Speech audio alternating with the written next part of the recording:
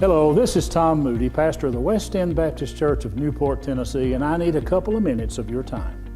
It's very possible for any one of us to have a cavalier, casual, very dangerous attitude towards sin and even salvation. One of the main themes running through the scripture is a warning to stay away from sin, and basically two ways. You can walk in the light, and you can confess your sin whenever you find it in your life. Those two things will help you that Christians know that we have an advocate to champion our cause and plead our case. But Jesus does not plead us innocent or extenuating circumstances. No, sir. He pleads that we are guilty, but the price has already been paid. Now here's how this works. The more that we obey God, the more knowledge we get.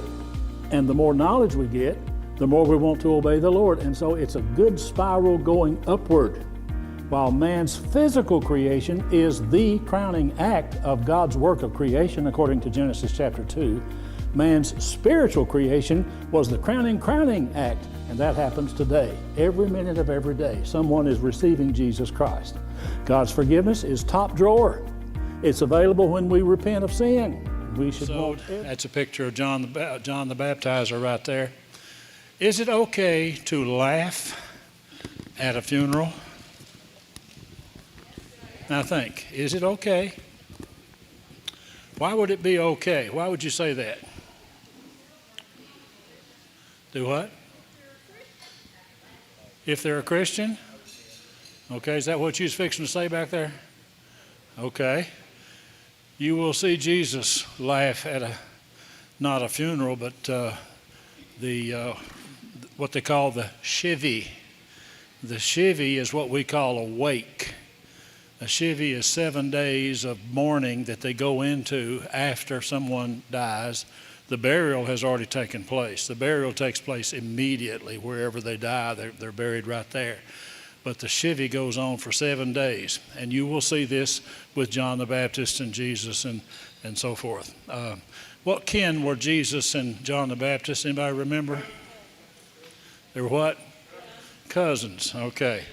First cousins. You remember, I'm going to give you a couple of names and we'll see if you remember, because it's been, sometimes these things are a week apart and sometimes it's hard to figure this out. We've been doing this now for 4 seasons. We're in the 4th season, so what, 4 or 5 months? Shamil. You remember a rabbi named Shamil?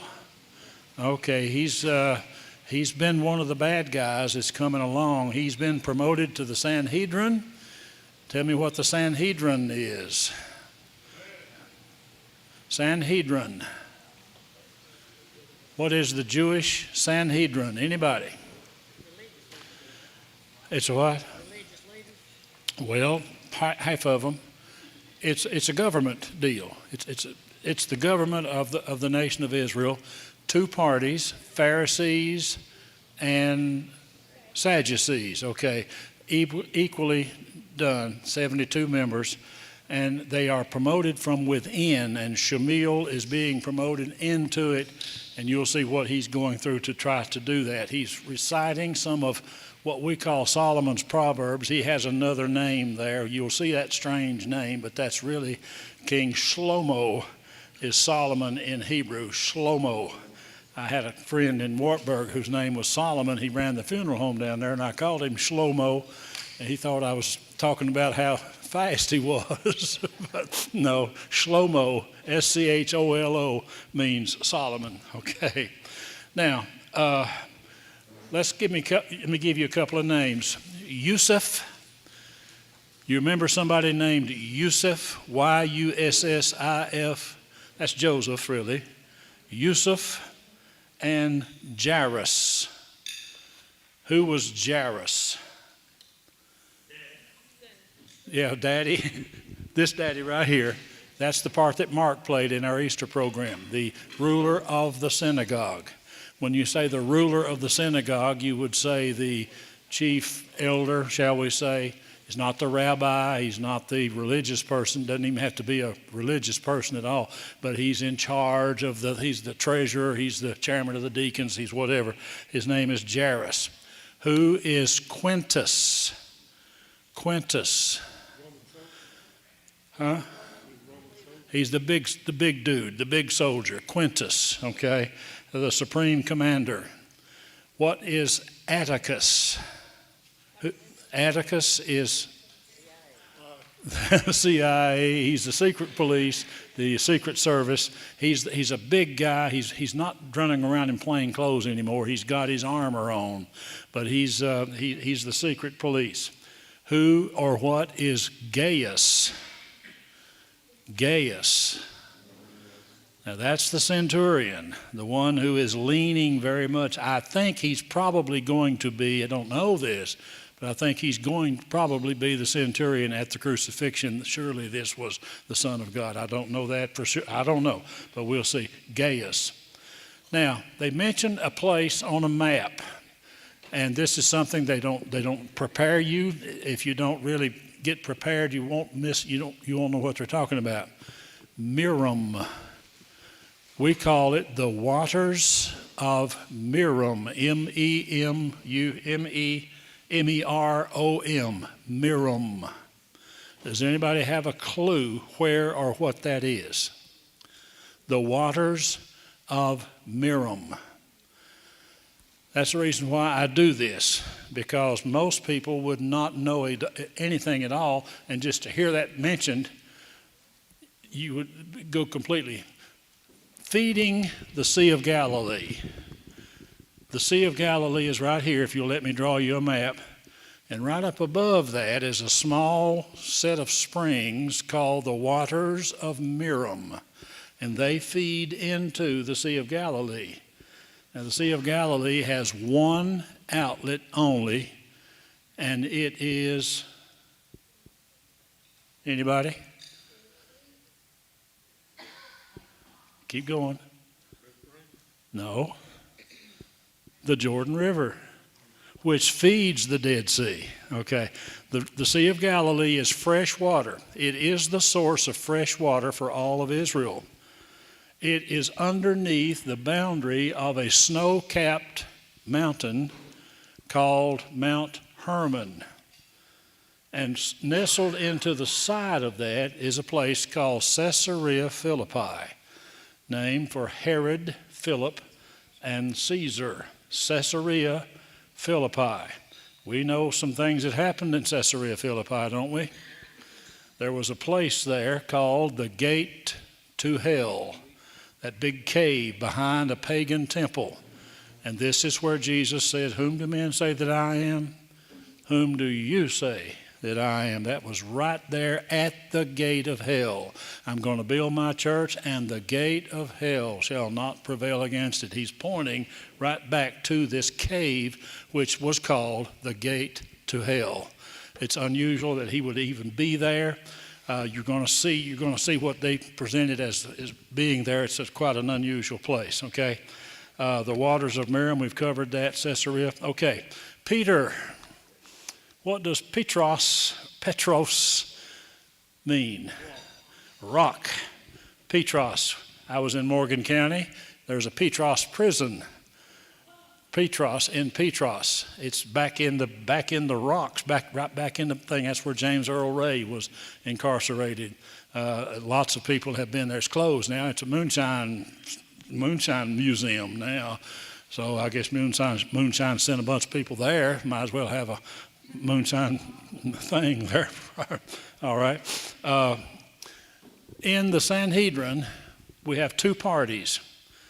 We have Pharisees and we have Sadducees.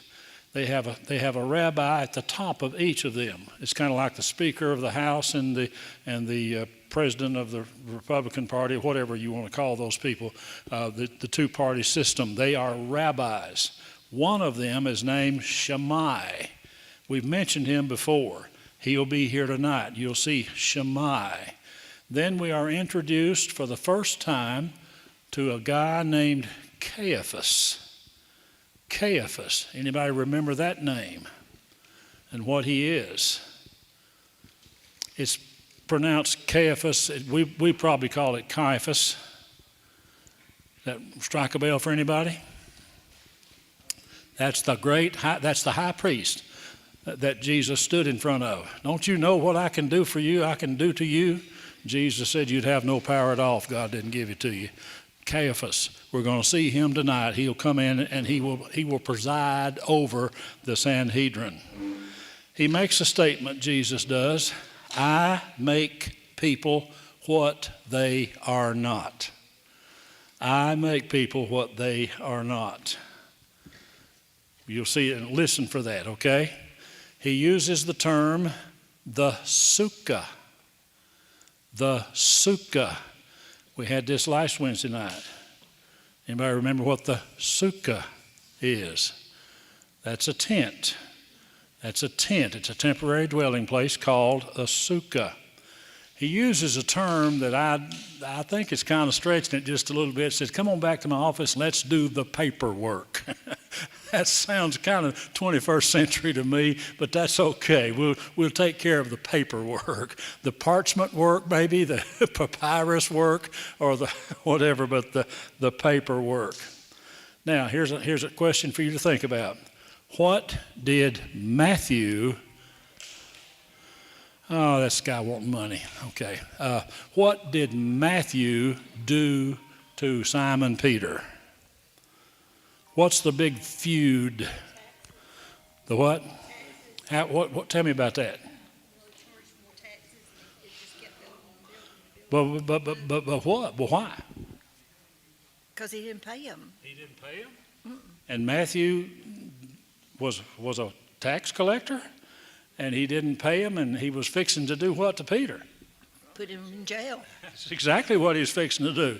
And now, all right, Mark, the tax collector has come to see you, and you owe $65,000. You can't pay it. He's going to turn you in.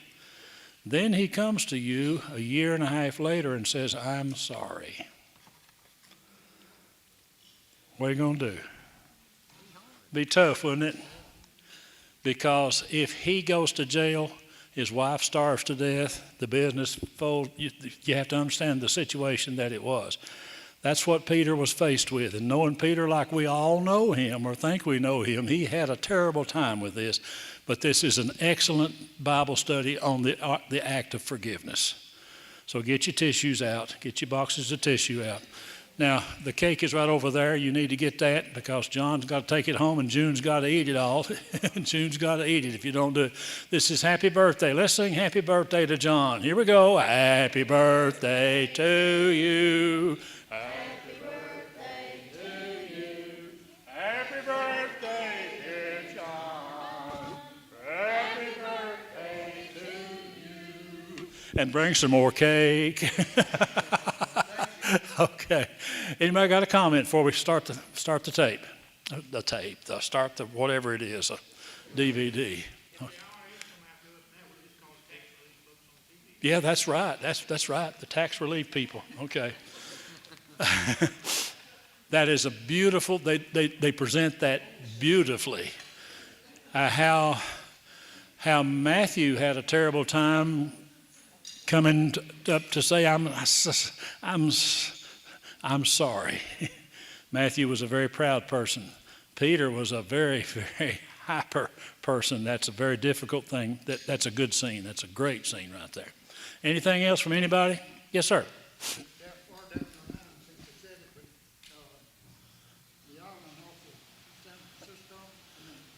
Alcatraz? The Rock, yeah, that's right. That's exactly right. Now, I got to get this in. Thou art Peter. You've been called Simon. You shall be called Peter, which means the rock.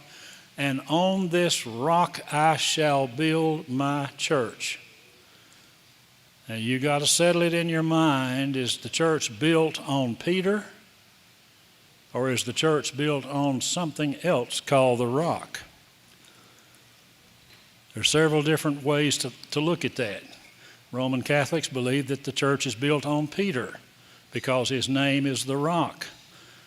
We believe that the church is built on the rock of what Jesus said, what Peter said, thou art the Christ, the Messiah, the Mashiach, the Son of the living God.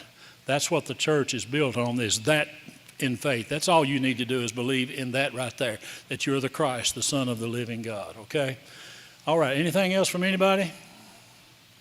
It's time to get started outside of our church. You can look at the bottom of the screen and see where to go. I'm not sure what it says, but wherever it says, you can go there and watch it from another source, okay?